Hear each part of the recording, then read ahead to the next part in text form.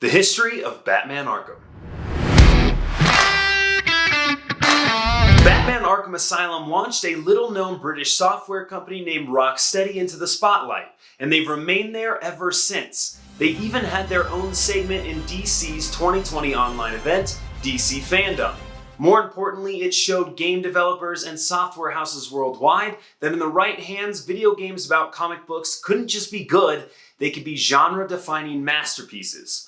Join us for a brief look at the history of the Batman Arkham series. In 2007, Eidos Interactive gained the rights to make a Batman game. They approached the fledgling software house Rocksteady and were impressed with their Batman game prototype. This resulted in Rocksteady being given the opportunity to develop the game. Rocksteady wanted a similar feel to the wildly successful Batman the Animated Series TV show, which would impact the game in a couple of ways. First, they sought out Paul Dini, who wrote not only for Batman the Animated Series, but also for Detective Comics, the ongoing comic title in which Batman first appeared over 80 years ago. Rocksteady and Dini worked together to create a story. They chose Arkham Asylum as the location of the game due to its isolated nature. This worked to their benefit in at least two ways. They could justify a standalone story, and the artists and designers could narrow their focus instead of having to create an entire city and then working out how to fill it with enemies, traps, and so on. Second, they hired the same voice actors from the show. Kevin Conroy as Batman. You're needed out there. Mark Hamill as Joker. And Tara Strong as Harley Quinn, along with many others. Mr. J doesn't want you following us just yet. This is rarely mentioned with regards to Batman Arkham Asylum's immediate popularity, but it is certainly a significant factor. But the animated series wasn't the only inspiration for the game. Once they decided to set the game in Arkham Asylum, they found a lot to work with in the graphic novel Arkham Asylum, A Serious House on Serious Earth. The comic was written by Grant Morrison and is a deep dive into the neurosis, psychosis, and outright weirdness of many of the inmates of Arkham Asylum. The subtle "you are playing a game" narrative shown during the Scarecrow segments, as well as the claustrophobic feeling map design, no mean feat in a world map with plenty of wide open spaces, were inspired by the game BioShock, one of my top 5 games of all time. Play it if you haven't. The gadgets and the way they can often be used to solve puzzles were inspired by The Legend of Zelda and Metroid. However, the most successful part of the game, even beyond the amazing graphics, the absolutely perfect sound design, and the incredibly immersive atmosphere, was undoubtedly the combat.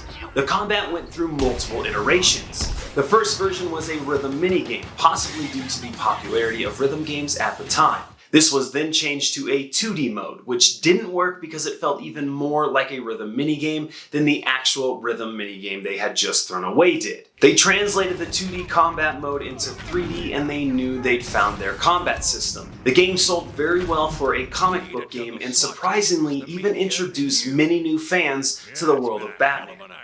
I think he's talking about you, Babs! About 6 months before Arkham Asylum shipped, work began on the next title in the series, Batman Arkham City. In fact, Rocksteady had already created the play area map for Arkham City.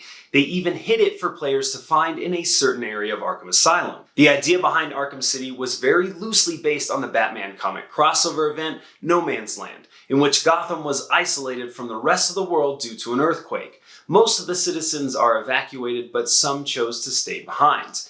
In Arkham City, however, a large section of Gotham is barricaded off and used as a prison city, meaning it's full of criminals. In this way, Rocksteady was able to set the game in a city, but also use the same gameplay mechanics they created for Arkham Asylum. Arkham City allowed the player to play as other characters as well, such as Robin, Nightwing, and Catwoman. The prequel, Arkham Origins, released in 2013, was the first game in the series developed by WB Games Montreal. While it was plagued with problems at launch, most now fixed, the game holds up surprisingly well, especially considering that many fans refuse to acknowledge the game's existence. Arkham Origins launched with a multiplayer component, which is sadly no longer running. Arkham Origins, being set much earlier than the previous 2 games, also used a different voice cast. The next game in the series was the divisive Arkham Knight. With many comic fans guessing the big plot twist before the game had been released, the developers chose to say no, it's a completely new character. This was proven to be a lie after the game's release. We're being secretive here because it's a big spoiler, and like the rest of the series, the game is still well worth playing today. While not technically a sequel, more of a spiritual successor, the next Rocksteady Batman game, Gotham Knights, will be developed by WB Games Montreal and will contain a multiplayer mode. The 2021 release will allow players to play as Nightwing, Red Hood, Robin, and Batgirl. Who will be your go-to Gotham Knights character? Let us know in the comments below. Don't forget to hit that subscribe button, and as always, geek out.